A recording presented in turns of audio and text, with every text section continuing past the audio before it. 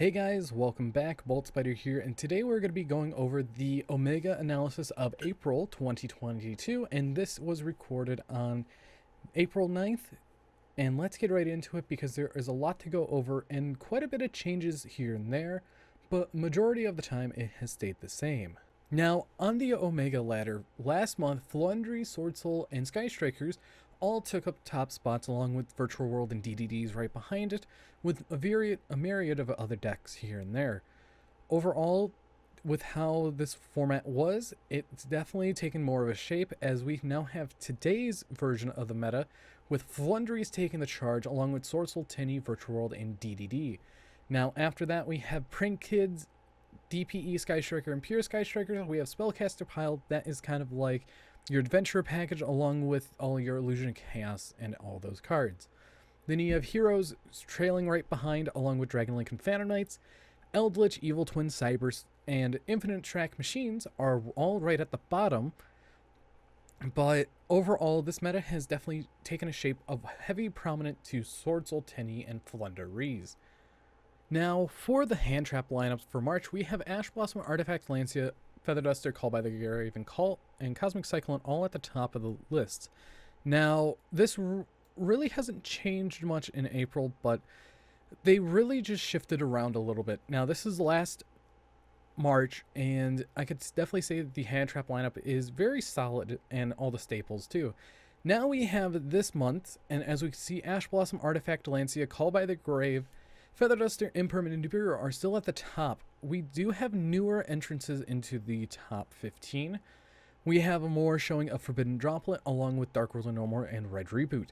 Effect Veiler has wiggled its way into the top 15 hand traps, along with Lightning Storm going down a little bit more. Now, right in the middle, we have Cosmic Cyclone, Ghost Ogre, and Snow Rabbit, and Troll and Lockbird. Those three really haven't shifted a position because of how powerful they are, while other hand traps are less and others are more, along with other staples here and there. But overall, I'm completely fine with how diverse the staple lineup is and how much utility there is within there. Now we're heading on to things like the extra deck staples, and as we could see from March, Access Code, Zeus, Verte, Nightmare Unicorn, and DPE were all in the top 5s. Then you also have Elder Entity Tis, Baron de Fleur, Crushon Halka-Vibrex, and Link Spider all in the top 9 extra deck monsters because there was only 9 back in March. But as we headed into April, as we could see, Link Spider and Elder Entity Tis swapped places, and the Dark Charm was added to the top 10, giving us the 10 total top extra deck monsters that people are playing this format. Now, I want to break down these a little. Access Code, Zeus, Verte, and DPE are forefronts of the extra deck, along with things like Nightmare Unicorn being able to shuffle back stuff, Baron de Fleur because it's a great card for synchro decks. Link Spider is great if you're running the Adventurer package.